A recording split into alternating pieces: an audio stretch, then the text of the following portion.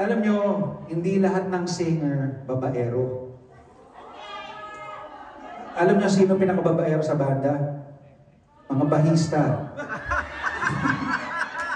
Promise. Yung bahista ng Shamrock, gusto. Anim-anim ang Giovanni hanggang ngayon. Ibibigay ko